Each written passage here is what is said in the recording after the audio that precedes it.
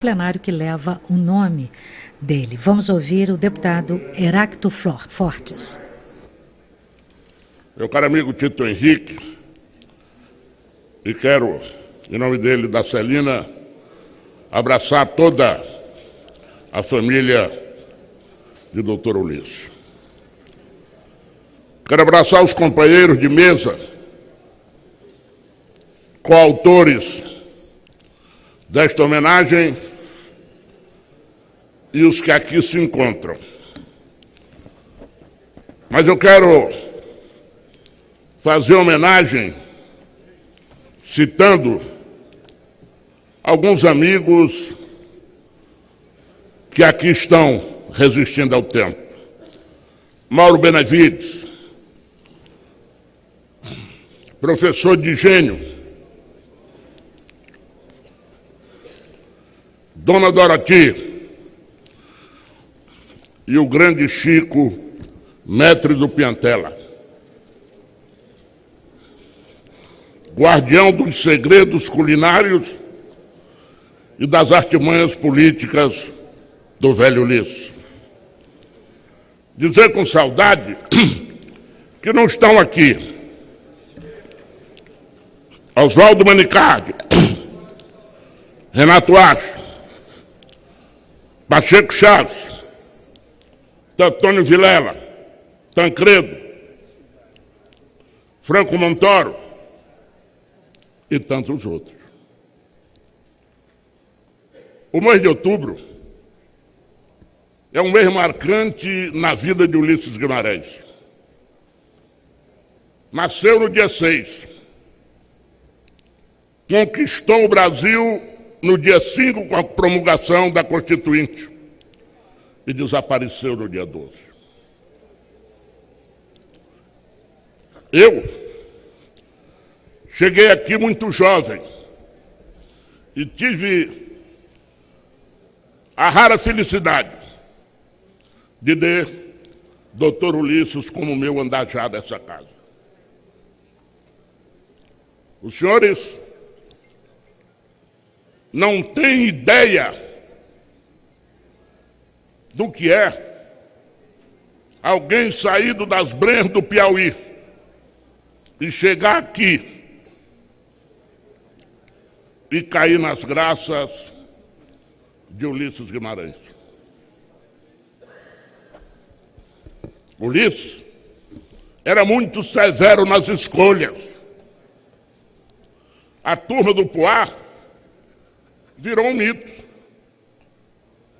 Iniciada numa brincadeira do Roberto Cardoso Alves, enciumado porque não foi convidado para uma mesa, num justo momento em que o Dr. Ulisses disse que já não aguentava mais digestivos doces.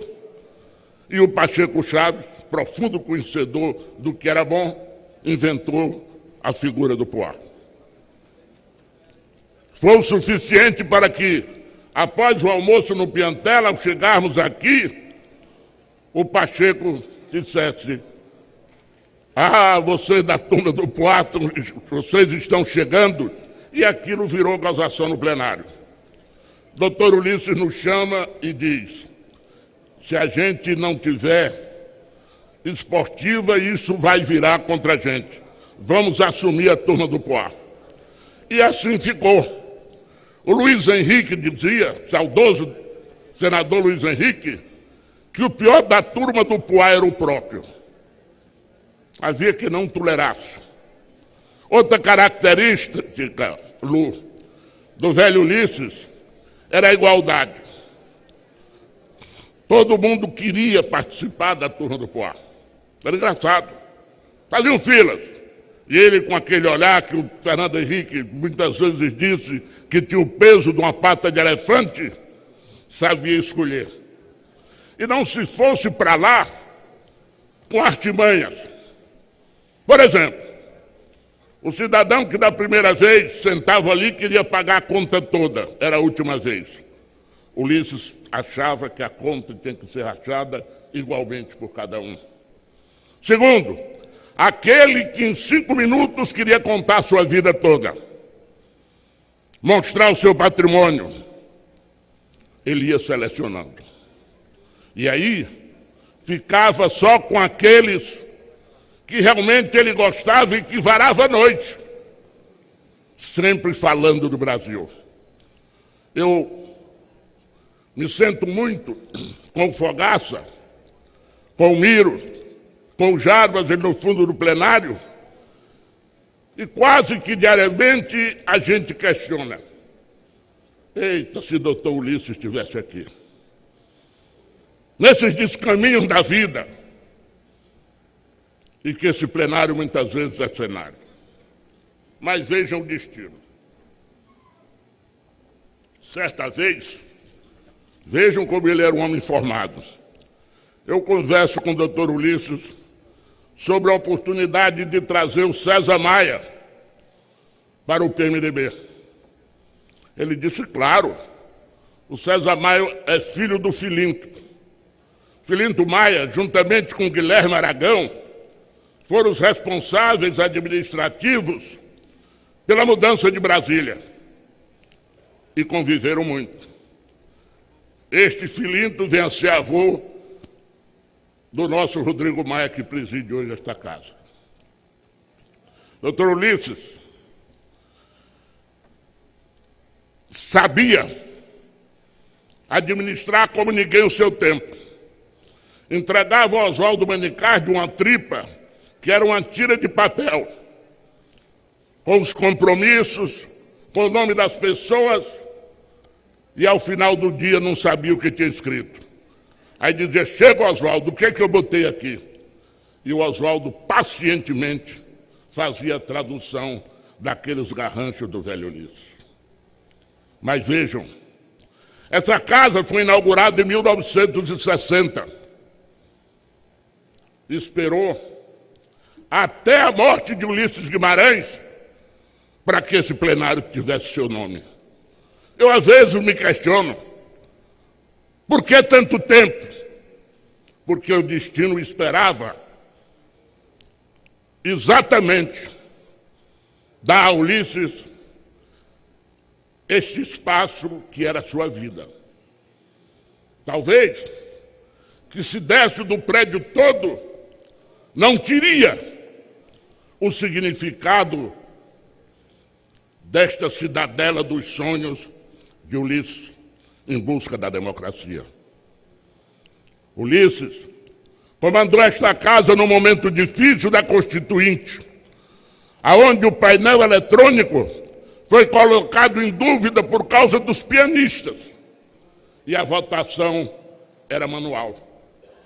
Na votação manual, meu caro Digênio, tinha a segunda e a terceira chamada. A primeira, os convictos se manifestavam. A segunda, geralmente, eram os retardatários. E na terceira, os malandros que só votavam quando a votação já tinha direção. Ele sabia daquilo todo. Ulisses tinha uma coisa interessante. Ele tinha uma visão universal do plenário ali daquela cadeira. E tinha o cuidado de preservar os amigos. Quantas e quantas vezes ele me chama, ou alguns amigos, acuda fulano que se cedeu do Piantela. Tinha tomado umas a mais, e ele, para não deixar o companheiro ser exposto, ele pedia que alguém protegesse. Era humano. É um lado do Ulisses que muitos não conhecem. Eu mesmo vivi um episódio. Num domingo de 85, eu ligo para ele e comunico que um colega nosso de bancada, candidato então a prefeito de Teresina, o Alferraz, tinha tido um infarto em Teresina. Naquela época não tinha celular. Ele me disse, me ligue daqui a 15 minutos. 15 minutos depois eu liguei. Disse, vá para o aeroporto. Tem um avião lhe esperando daqui a meia hora. Vá a Teresina, pegue o UOL e leve para São Paulo. Dr. Fúvio Pilégio vai estar esperando no aeroporto. Esse seria até um gesto isolado. 5 dias depois, ele assume a presidência da República e nós vamos a São Paulo. Ele saiu direto do aeroporto para visitar o UOL. Toda a comitiva assustou-se.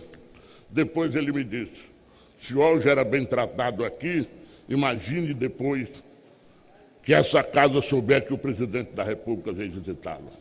Era um homem humano. E tem o último lado que eu quero citar, que é o lado agradável da conversa.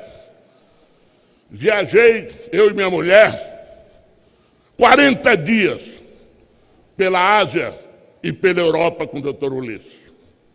Que figura, inquieta, ao lado do seu grande amigo Severo Gomes, uma comitiva grande. Ulisses não perdia tempo. Nessa viagem, em plena Coreia, ele conquistou o Príncipe Viana para o PMDB. Ele não fazia outra coisa a não ser política.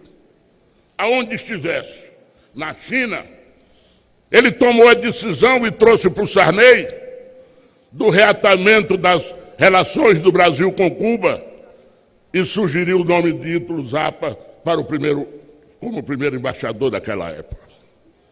Não quero me alongar, mas trouxe palavras soltas, que é um pouco do sentimento que me toma nesse momento. Meu caro Mauro Vieira, amigo, companheiro do velho Ulisses naquela campanha solitária do Bote de Fé no Velhinho, em que muitos fugiram. E aí vem a grande característica do Ulisses. Ele não tinha retrovisor.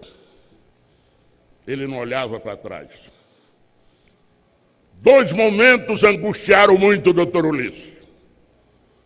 Foi o resultado da eleição de 89 e quando ele foi sacado de maneira triste da presidência do PMDB, razão de toda a sua vida. Nunca vi doutor Ulisses acusar ninguém pelaquela derrota. A gente via pelos olhos quem ele aprovava ou não. Na saída do PMDB, ele fez aqui, Moreira Franco, um discurso histórico que está aí guardado nos arquivos para quem quiser ver o que era o velho. Fantástico. Um velho com espírito de criança, com coração de criança. Semana passada, eu assisti a um documentário na Globo, onde a Celina, onde o Tito, onde o Moreno apareciam. Eu me senti dentro da sua casa com o velhinho de lado. Quantas e quantas vezes nós fomos ali discutir o Brasil. E o Jarbas disse uma coisa fantástica. O velho dispunha do tempo de todo mundo. Achava que você vir de Recife, eu vir do Piauí para aqueles encontros de domingo, era fácil. Mas ele tinha uma maneira de conquistar. Gostava da boa mesa. Adorava o caju do Piauí. O capote que eu levava. E aquilo era uma festa. Mas era uma festa em torno da política. A comida era um detalhe. E aí vem a pergunta. Jarbas, Mauro Benevides, Miro, Fogaça, o que seria do Brasil hoje se o Ulisses estivesse aqui? Com certeza, muito do que está acontecendo hoje, ele não permitiria. Um abraço aos amigos de Ulisses, um abraço aos sobreviventes e que a história preserve a vida íntegra e, acima de tudo, exemplar deste homem que, se vivo estivesse hoje, completaria 100 anos. Muito obrigado. Vocês ouviram?